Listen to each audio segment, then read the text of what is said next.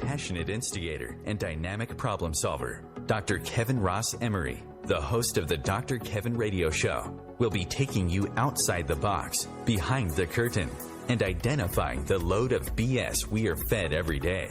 And now, Dr. Kevin.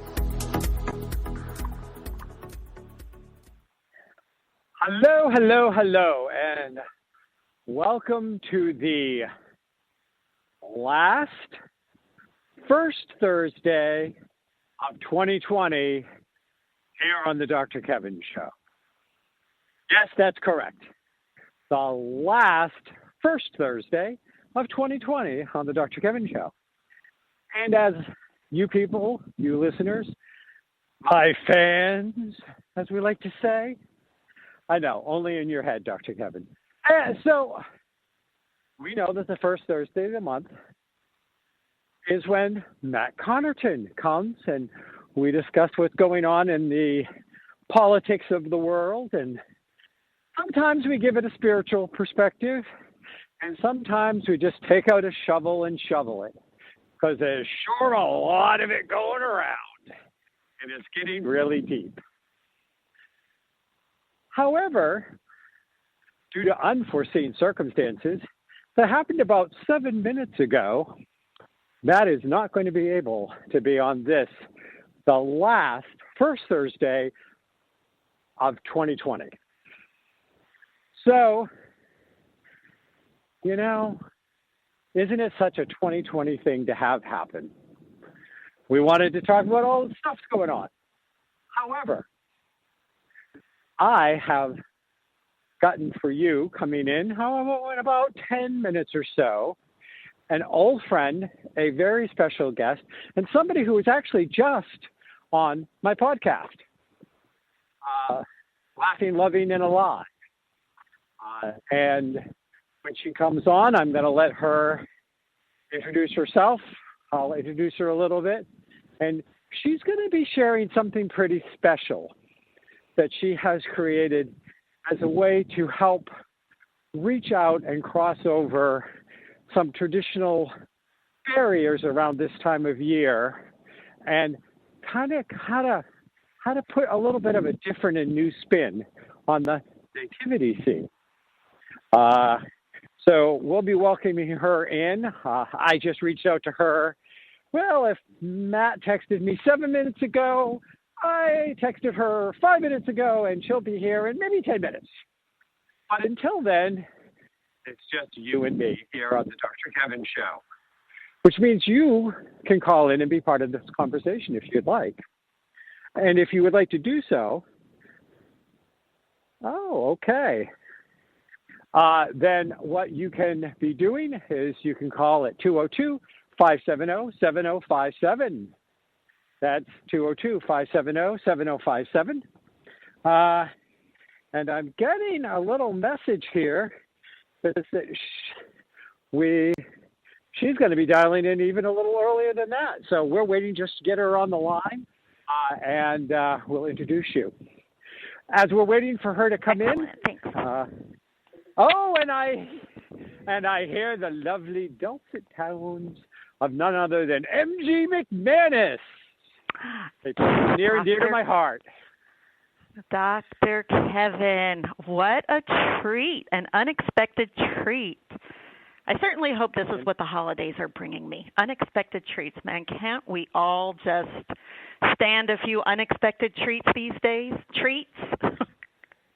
Yeah, well, I think since the first 11 months was, full of tricks, I think a month of treats is not too much to ask. To wrap around to another holiday, trick-or-treat holiday. Oh. Yes. So I had just started letting people know what had happened, because this is traditionally my first Thursday of the month where we actually discuss politics. But that's not going to happen today, because we have you, and I'm excited. Well, thank you. Thank you for having me. So I want to introduce my audience to Mary Grace Mcmanus, who likes to go by MG. MG? Because she's a little sporty classic, like all MGs are. Thank you for not saying classic or old. No. I would never say that. You're younger than I am, and I ain't True. old yet, honey. I got news for you. I'm standing with you. But MG and I go back, 10, 12 years or more, back when I lived in Seattle, Washington. She is author of a book called Cheyenne, Journey to Birth, where she has this lovely dialogue with her unborn daughter, who has many lessons to tell her while she's still in the womb to help her become the fabulous mother she became. And really, already was. And I can get confirmation from that from either one of your boys who were born first. Yeah, Cheyenne's a little tougher. Well, wonderful children. I have to admit to my bias, but they all turned out pretty okay. Well, I always say that we give birth to our unresolved issues, and we just call them children. It's true. I used to call them, or I still call them, mirror of my greatest joy and mirror of my greatest pain. See, and I would have gone mirror of my greatest sorrow, but that's okay. And it's usually because of what they're reflecting back to us. Yeah, it's your pain. It's your pain when you look at it. It's such. And I know we're actually here to talk about something else, but to take this minute and just revel in what the journey of parenthood is. I mean, I think the best summary I have come to is, as we get these babies and we lead them out into the world, they lead us back to our soul. It's a two-way journey. You cannot raise a child and answer their purest, most innocent question without doing a check on your own heart and your own soul and ask yourself, wow, how did I come to that answer? Why do I call something good, bad, or otherwise? That's the journey. And the challenge is sharing what we know, what we think we know, where we got stuck, what we don't know, but in a way that encourages them to transcend it. Mm-hmm. Mm-hmm. And make it theirs. I was loving my spiritual journey on the way into pregnancy and into babies, and I had this great thought that I'd be raising them open-minded and spiritually aware and not let them get tripped up by the same things that I got tripped up by. But I tell you what, I am not more powerful than the universe. That was my revelation. And the journey of each one of us is to get tripped up, is to run into what we came here to expand and exercise and make stronger. Not even God itself, whatever your vision of that universal power is, could bring a human child in and keep it devoid of the human experience. And why would you want to? There was a time back when because a parent never wants to see their kids suffer. That's my go-to. That's the ultimate heartstring. It's like, no, don't go down that path. They're going to go down that path, and that's another learning for us. How do you support someone while they suffer through their own choices? And I'm sorry, you were saying there was a time. Well, to comment on what you said, and I'm going to go back to there was a time, is to look at it and say, my joy in this is watching this make them the person that I know they're capable of being, of who they came to be. And yes, this is a glass cut path that they chose for this next week or month or day or few hours, but it does make them grow stronger. if I've done my job right, I empower them to look at those things and say, hey, I walked on glass and it didn't kill me. I didn't even kill anybody else before I got off of it, though I thought about it. No. Yeah. Hooray for small savings of lives. Really, you know. Yeah, but you know, the hard thing is failure is an option. Death is an option. Total ruin is an option when you walk this human game. I mean, we all hope for not, but I think we'd fool ourselves to think, you know, go meet this challenge and become what you're going to become. And I know what you're going to say because you're Dr. Kevin and I'm me, and we sometimes share the same mental wavelength here. Even in those failures, that's where the success and the growth and the wonderfulness lies. And yes, there's pain in there. Yeah. Oh, but I have so redefined failure. Failure is not trying. Failure is not learning from that which didn't go the way you wanted it to go. Those are the only two failures. Yeah. Doing it over and over and over again and, you know, expecting a different result, the definition of insanity, that's failure. And not trying is failure. Everything else is just maybe an increment more successful and an increment less successful. But if you got up the next day, you're still breathing, you're still moving, you're still going, and you're more than you were yesterday, it was a success. Preach it. Amen. Oh, well, you know, earlier this year when we went into all the pandemic lockdown, I actually started doing a weekly, almost like church service that I put out for people. And I was like, yeah, no, I can't do this very long. I always smell the smoke burning, and I can see the flames as combustion happens when I get anywhere near an altar. Really? So, Dr. Kevin, can I ask then? Can I interrupt wherever you were going, as is my way? Go ahead. So, what is your sacred place? Where do you go? I get the church aversion. I get the, you know, seen it cause ruin, seen so many effects from, well, we can get into that later. But so aversion to an altar, I suspect you have a version, not an aversion, but a version of an altar in your life. So you asked the question, what is my sacred place? Yes. And my sacred place, and yes, I do have a version of an altar. I was referring to more of a standard church-like pulpit. I should have said pulpit, not altar, I guess, because I do have an altar. I have created, in my basement, I have this huge table, and it's my creative space, and I have canvases and paints and all this stuff because I'm in the process of starting to design and draw and write the book for my own tarot deck. Ooh. And I have... With you as the artist? Yes. Love that.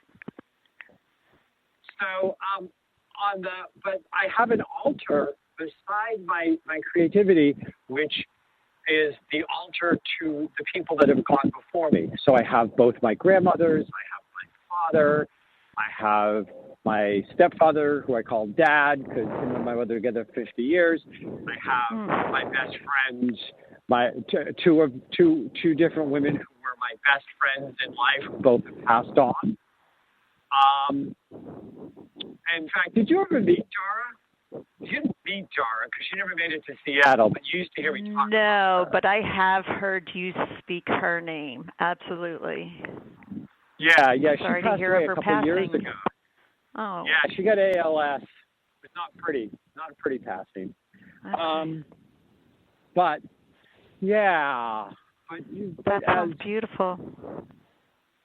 Well, you know, I have to tell you, and back to answer your question about a sacred place, my sacred place is in my relationships.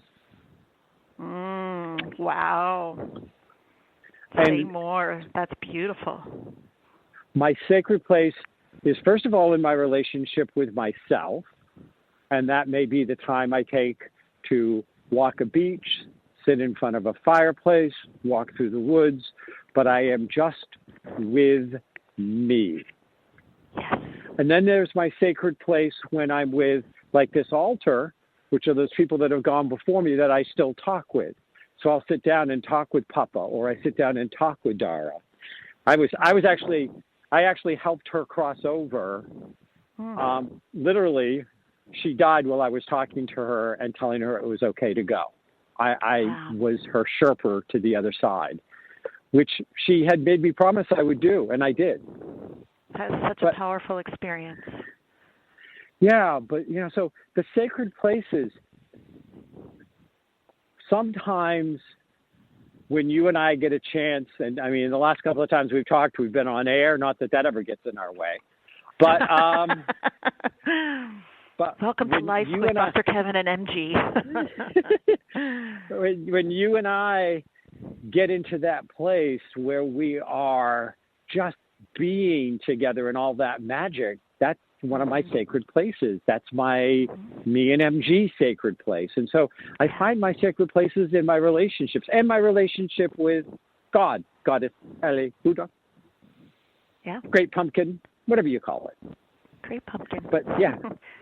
That's where spirit speaks, though, isn't it? It's like, it's almost in these places, all the ones that you named, there is such a suspension of the world and the gotta-dos. And when you step to the side of that mental chatter, that's where the sacred space is. And I think there are physical reminders that can get us each there. Like you named, your relationships, your altar of your loved ones who watch over you now. I totally believe that's in play. For me, it's nature. If I sit under a tree, it just pulls me outside my head. And I just feel like I breathe deep and I meet spirit there. Well, love altar talk. As we're doing this show, I'm walking in the woods, literally. Every time I have a phone client or a phone meeting, or when I do my radio show, I go and I have these woods near my house, and I have several paths, and I go take a walk in the woods. And, take a breath for me. Thank you. So, and when we recognize the sacred place that we carry within us, we then just literally extend it to touch and meld with the sacredness of the tree, the friend, the altar. It's just my sacredness and your sacredness decided to play together. But we have to touch. I mean, years ago, I wrote a poem and then actually taught a class called Spiritus Loci. And with all my travels around the world, I would always seek out to go to some place where I could touch the energy, and it felt really sacred in that moment to me. And I would breathe in and take some of that energy with me, and I would take some of my energy and leave it there. I did that in ceremony, ritual, very intentionally, and I can go back and still touch the energy of the river in Costa Rica, or the mountaintop on the Alps, or the little tiny beach on the Mediterranean. I still can touch and smell and feel and be in all of those places whenever I choose. Nice. I get that. The breath, breathing in, you talk about breathing in the place to exchange your being and its presence. So we are coming up to our first break. We will be right back with MG Mcmanus, NativityTribe.com. That's NativityTribe.com. MG Mcmanus and me here on the Dr. Kevin Show.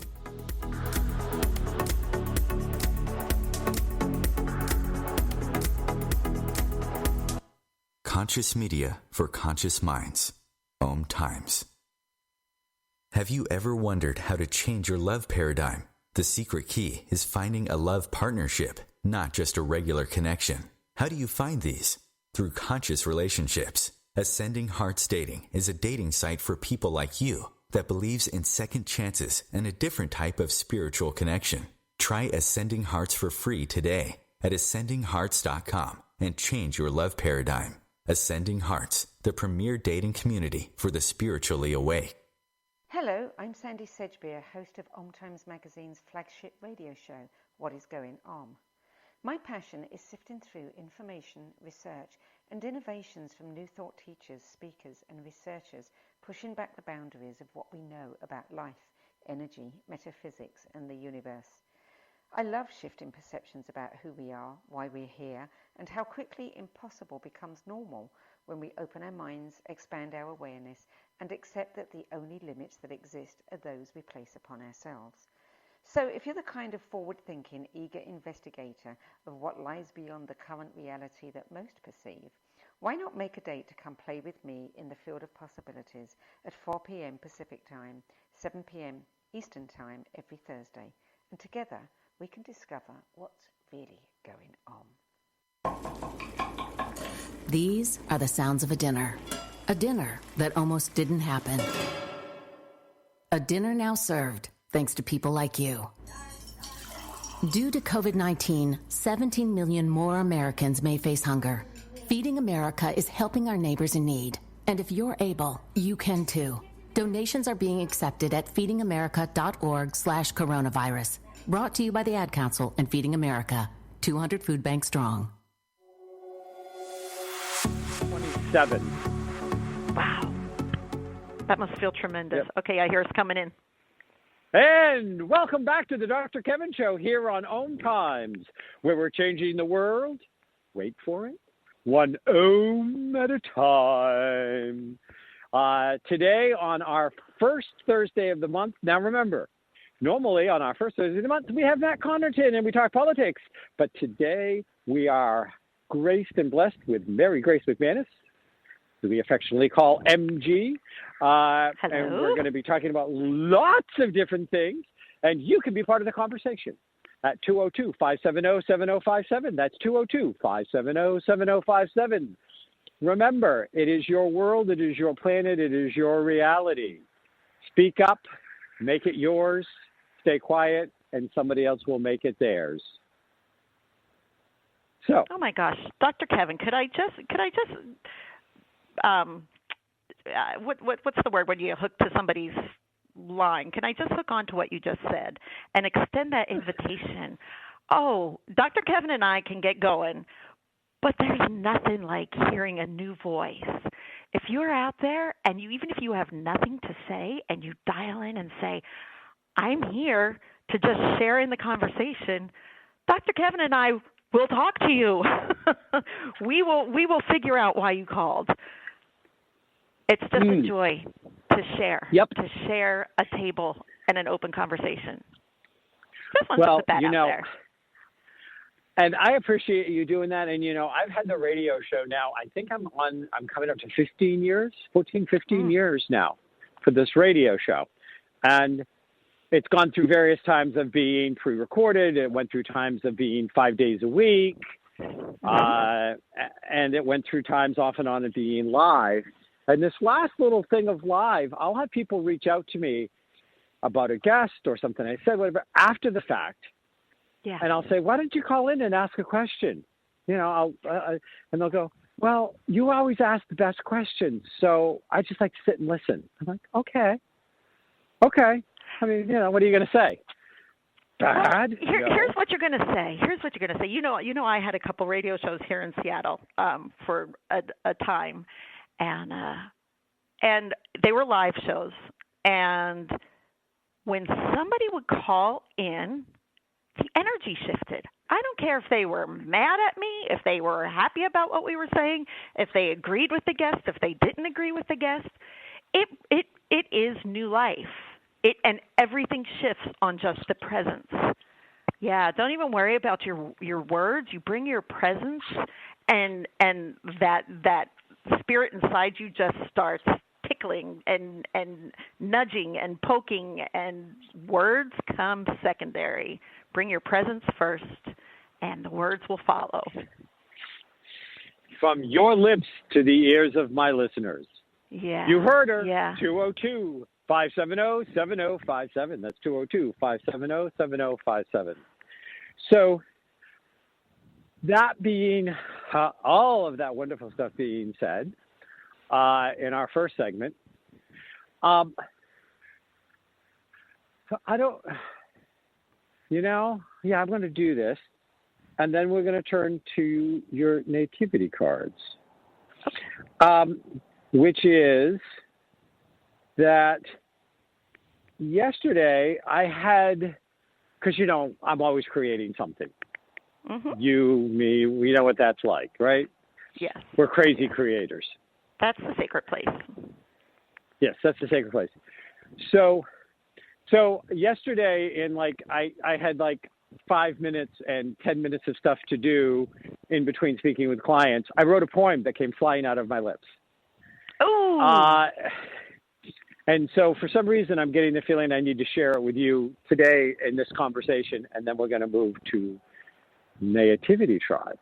How does that sound? Put it out there. Would love to hear it.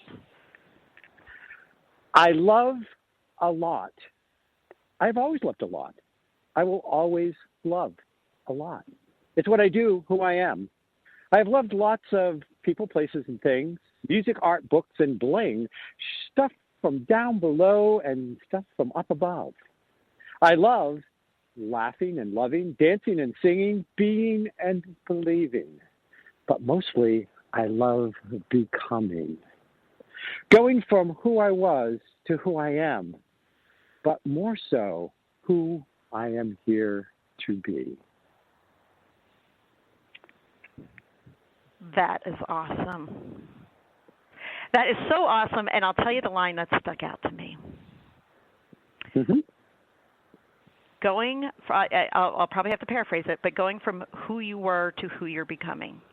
I just shared this with my son, who he's one. This is Gus, and he struggles with a lot of depression and questioning himself, and he's the most anxious. I said, look, you are not who you were. He beats himself up for questions. You are who you are becoming. Who you were is done. It's been created. It's been written in the books. You are now who you're becoming. That line in there. Say that line again that you wrote in your poem. It was beautiful. But mostly I love becoming. Going from who I was to who I am. But more so, who I am here to be. Right. What is the key, Dr. Kevin, to making that transition from going from who I was to who I'm becoming? What is required? Because there are things that are required to stop being the past. Yeah. Well, one of the things you have to stop doing, you have to do to go from the past you into the present you, mm-hmm. is to first of all allow yourself to truthfully see who you were. Ooh. And love that person, warts and all. Know that I didn't always make the right choices. I had times when I might have been a jerk, or there were times when I was less empathetic, or there were times when I was unhealthily selfish versus times of being healthily selfish, because there are those times as well. I was all of those things, and they all brought me here. And, so being honest, giving yourself, as one of my favorite characters out of a book series I read says, the unvarnished truth. The unvarnished truth. I think giving yourself the unvarnished truth of where you came from. Yep. And looking not to justify it, not needing to justify it, but looking for the wisdom. How did that make me wiser? How did it make me stronger? How did it make me kinder? How did it make me more gentle? How did it make me more fierce? How did all of that? I'm actually working up, because I'm working on the Web of Light Expo speaker series. Yes. And I have my I'm write-up still waiting for some. This Yes. weekend. Yep. I've already booked out January. I'm now booking the March because I'm booking ahead. And March's theme is going to be about love. I wasn't going to make these thematic, but they're making themselves thematic. As is the way. Yes. You are in partnership with the greatest creator of all. Yep. Joan Rivers. I adore her, and we just do so much good work together. Anyways. Me, it's Phyllis Diller and the hats. Oh, love Phyllis Diller. But so I got a massage this morning because also part of going from who you were into who you are and who you are becoming is doing good self-care and to be self-loving and self-understanding. And my massage therapist, she's doing some kind of work on me, and I almost sit up at the table and I go, okay, she's continuing to work, and she's used to me by now, thank God. I said to her, what do you think about this? Maybe what I'll do is in March, I'm going to talk on healthy heart, healthy life, and having a healthy spiritual heart, a healthy emotional heart, a healthy intellectual heart, and a healthy physical heart. And she goes, well, it sounds like she said, it sounds like it's a lot to try to get in an hour. And I said, well, I'm just going to tap on it. Give them one or two things to think about, because some of these concepts are going to be mind-blowing for some people. So you want to give them a little and let their mind blow a little and adjust and kind of go, okay, that resonates. I said, and then I'll follow it up if people really want to do it. I said, and I'm going to, and I'll create a program to follow up for people that want to do some mastery journey work with me. And I said, and I'm going to call it Becoming Your Heart's Desire. Becoming Your Heart's Desire. And that flew out of my lips, and I went right into these cards. But go ahead, Yeah. So, the Web of Light Expo speaker series in March, though you don't have to give me a term about love, but, and I don't know if they'll all be thematic. The first one, which starts with 5 tips of... Huh? Oh, the first one... Go ahead. The first one starts... Oh. I missed what you said, so as you try to repeat, I keep interrupting. So the first one starts with 5 tips to help keep you safe during the time of COVID. It goes into a healing meditation called Healing Our Losses. And then it moves on to Rain, who's my co-host. She's going to be doing the third presentation in January, Healing Through Laughter and Music. And then a woman named Wendy Darling is going to do It's Never Too Late to Create a Miraculous Life. And then I'm going to do The Way Forward. So that's going to be the first arc. And the second arc, I have already picked out 3 themes that are either about hearts or emotions, but they don't all have to be. And I don't know if the rest of them will have themes or not. All I know is I know how fabulous you are. So you give me something, and I'm going to figure out how to make it work. I'm giving you a couple somethings, and you'll have them this weekend. You have my word. Yeah. It's all good. It's all good. So, Nativity Tribe. I got my cards. Thank you. Oh, good. Yes. Yeah, the colors are beautiful. Just physically, I think I have to give a giant shout out to the creators, the artists. of the Nativity Tribe cards. And these are Christmas cards, by the way. We keep calling them cards, and as I have done that in the past, people are like, well, are they like tarot cards? Or so these are Christmas cards that you gift to other people. And the art, greeting cards, yep. The art and the color are just tremendous. The original artist is a guy who lives in Denmark. He is from England but lives in Denmark, and I found him, as we tend to find people in high-tech times, everybody's your neighbor, and he did a fabulous job and gave me all the drawings, and then I needed different little Christmas lights, and I wanted to show my characters different ethnic colors. So, this second artist, Michael Talbot, in Boston, and he just such a tremendous job on staying true to the art, but then adding the color and the touches and the glows and all the little pieces that I wanted to continue adding. And it was nicer to work with somebody who was a little closer. I was visiting my daughter in Boston for a weekend, and we just put our heads together and came out with all the changes, and it was really wonderful. He's a spectacular artist. So shout out to those wonderful people. Now, what are these cards? What are these cards? Can I ask and answer, Your Honor? Absolutely. I want to hear your answer, because I know, I do want the audience to know. She was on Loving, Laughing, and Alive. I saw these cards. I bought a bunch, and this weekend I am sending out to like 10 different friends these sets of cards because I feel like they're so powerful. And you're going to hear all about them when you come back. First thing when we get back, let's promise.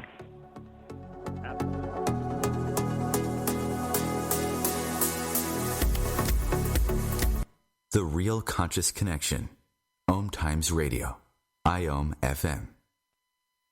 The number one reason girls drop out of school in sub-Saharan Africa is lack of access to feminine hygiene products. The Pads for Schoolgirls Project, an outreach of Humanity Healing International, is changing this paradigm by setting up sewing programs at schools, teaching girls a vocational skill, while producing the reusable pads that help keep them attending classes. The girls pay it forward by making and giving pad kits to other girls in need. To learn more, visit humanityhealing.org. Humanity Healing is where your heart is. Vox Novus, the new voice. Vox Novus, the new dimension. Vox Novus, thought and movement leaders who will share from their experience and offer tools to help us navigate our rapidly changing world. My name is Victor Furman. Join me every Thursday at 8 p.m. Eastern on OMTimes Radio for Vox Novus, the new voice. 911, what is your emergency? My kid shot himself. All right, where's the wound, sir? 911, what's your emergency? Please help. My son shot his brother. 911, what is your emergency? Okay. 911, please state your emergency. Every day, 8 kids and teens are unintentionally killed or injured by loaded and unlocked guns. It wasn't locked. It wasn't locked. Learn how to make your home safer at endfamilyfire.org. Brought to you by the Ad Council and End Family Fire.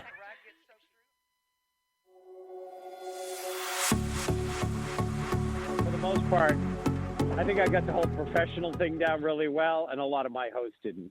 Hello, and welcome back to the Dr. Kevin Show. And we're back. This segment is about the nativitytribe.com, nativity greeting cards. We've heard they're beautiful. We've heard of their art. And now MG Mcmanus is going to tell us the concept and why you would want to get them, give them, share them, dance with them. Go. Absolutely. So if you want to follow along, and thank you, listeners, for giving us all of this time to get to this point. But if you want to follow along, the website is nativitytribe.com. And on there, you can see visually exactly what I'm talking about.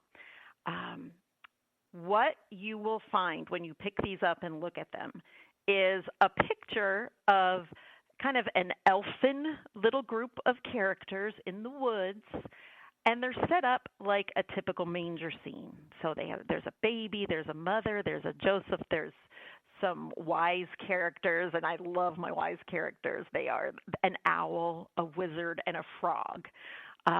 There are shepherds who are of different ethnicities, different sexual. They're boys and girls, and there's baby and animals. Anyway, so there's this whole little woodland setup of the Nativity tribe. And right at this point, I've gotten comments of, "Oh, that's religious. I'm not going to look at this because I'm not religious. I don't like the religious side of Christmas." They're not religious cards. They are a nativity scene, and I'll tell you why.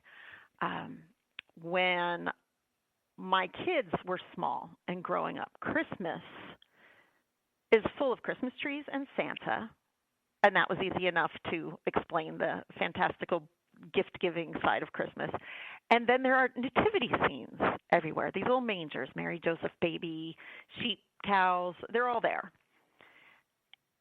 The question's going to come. You know, we talked about this earlier. You're going to have to answer a question, and then you're going to have to ask yourself, why are you answering the question? So the question came, who are those people? Who is that? Who's the baby? Why?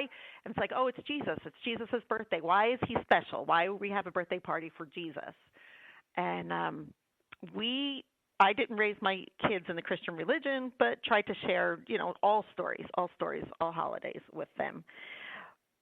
But I felt like people who are raised in a Christian religion have a manger. They have a baby Jesus. They have a celebration. This is a deep spiritual connection to this holiday. And while I wasn't comfortable connecting them deeply to the Christian faith, I did want that connection. So I looked at this manger and I said, okay, what do you represent to me? What do I believe?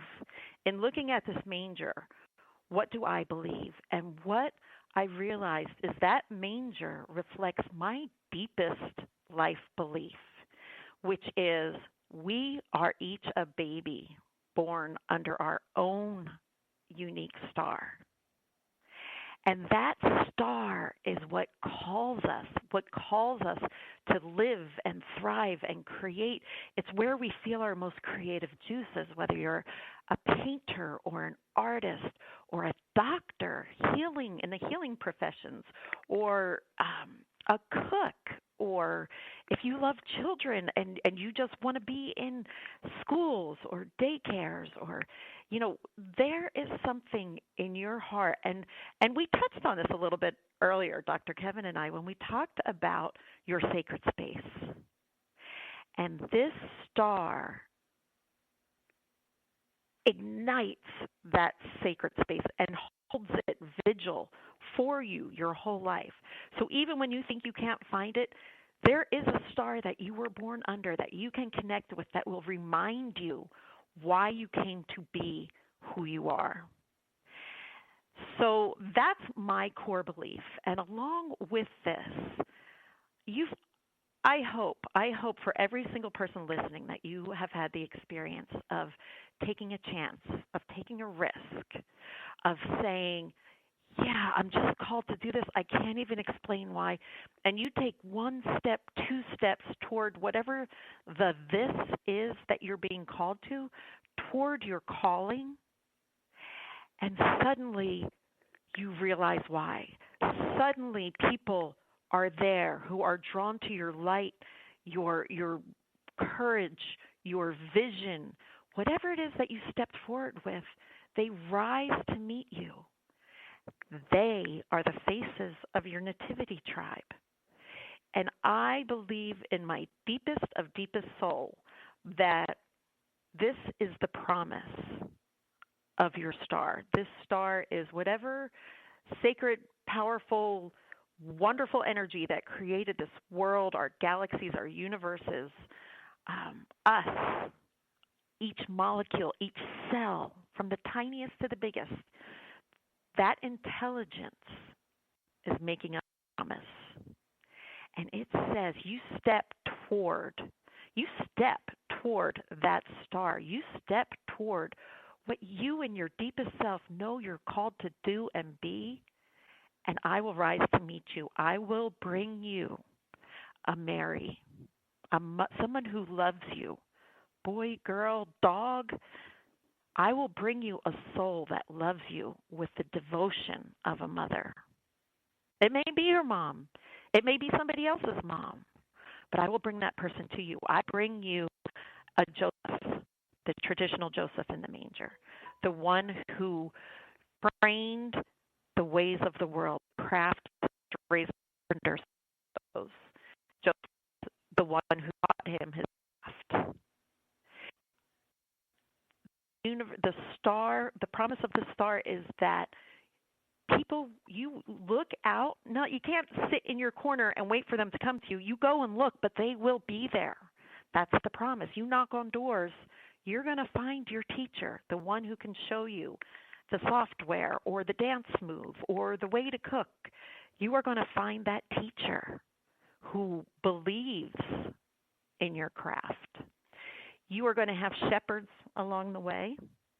And these shepherds are the ones who walk with you. They're your buddies. They know your heart. They know your struggles. They know when you achieved something, what it is you actually conquered to achieve that peace in your life. And these shepherds are going to cheer for you and cry with you. They may be there for a week or a month or 25 years. They may come and go in your life.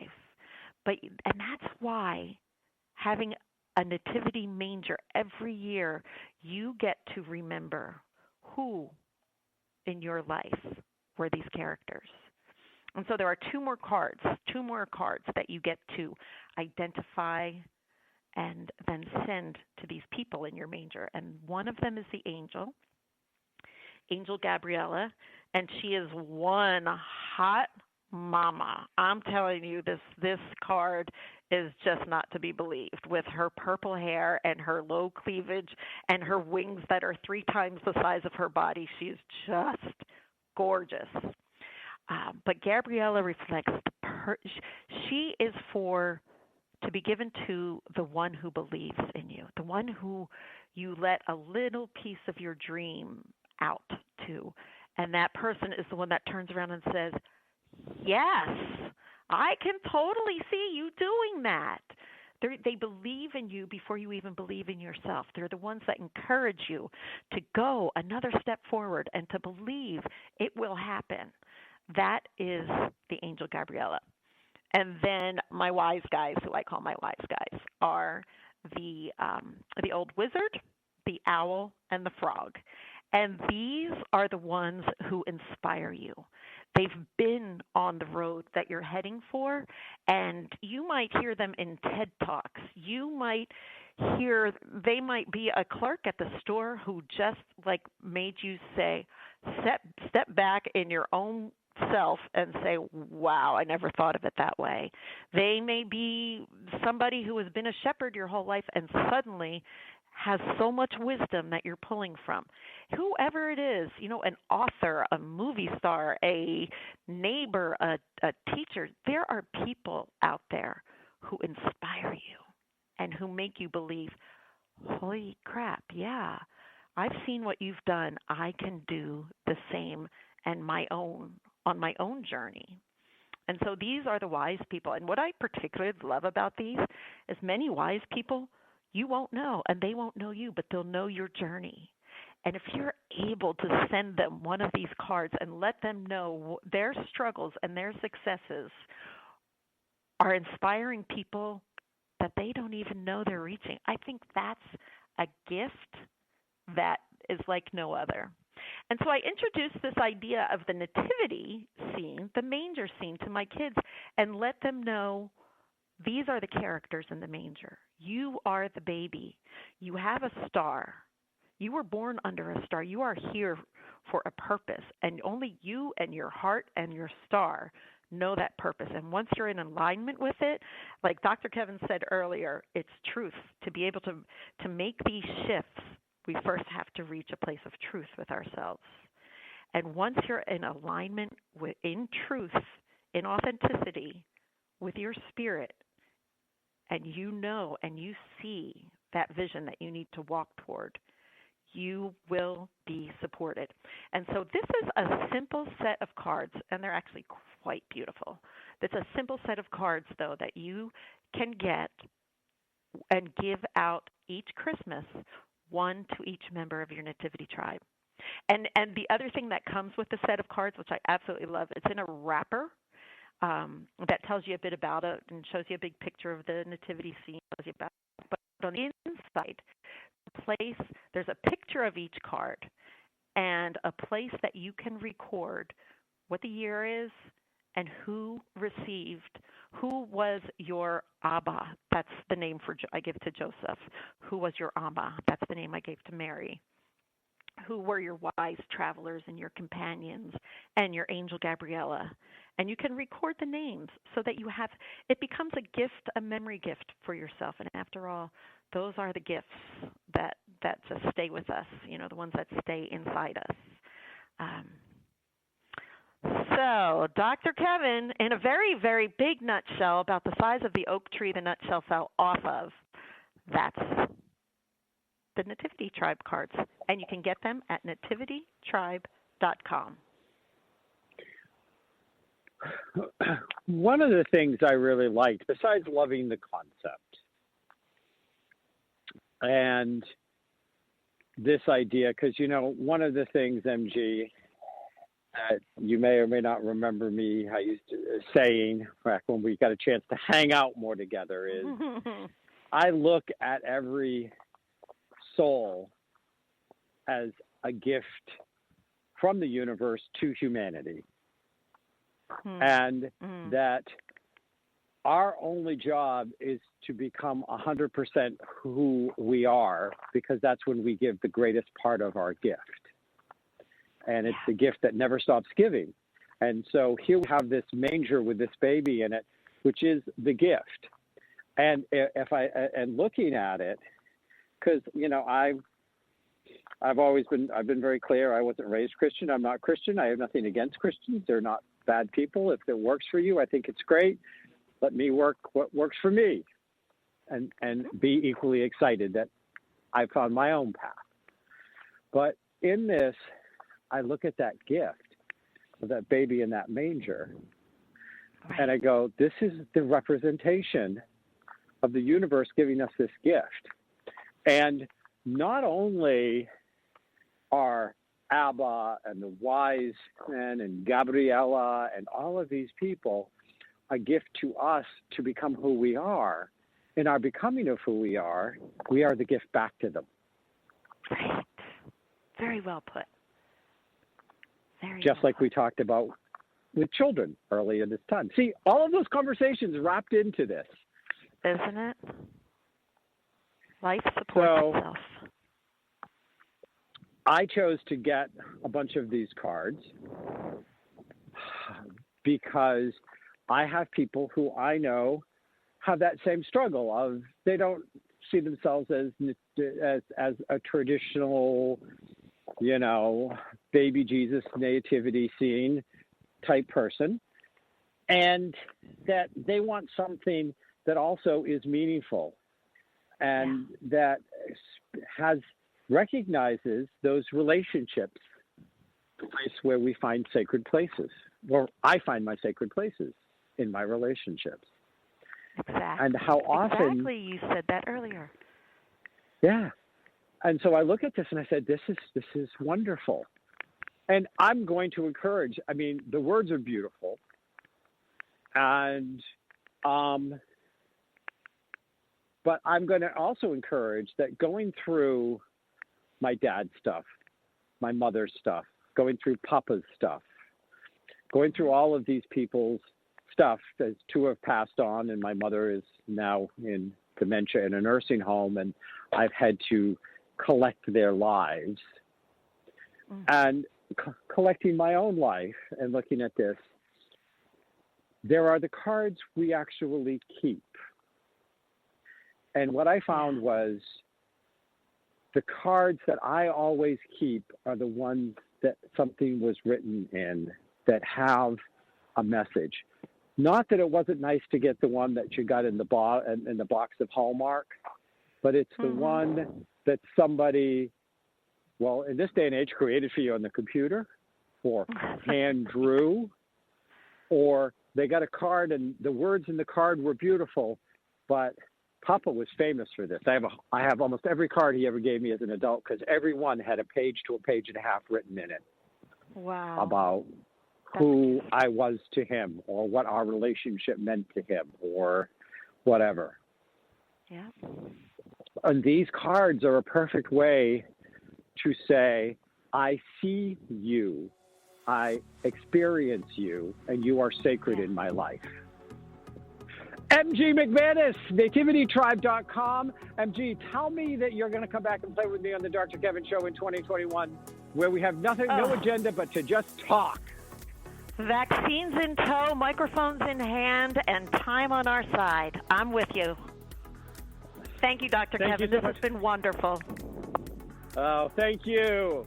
And next week, we'll be back with Thoughtful Thursday, where Lori Powers Otto and myself will be sharing thoughtful ideas, people that are doing thoughtful things in the world, and we'll encourage you to call in and share what thoughtful things have happened to you or thoughtful things that you did. We like to celebrate everyday heroes on Thoughtful Thursday.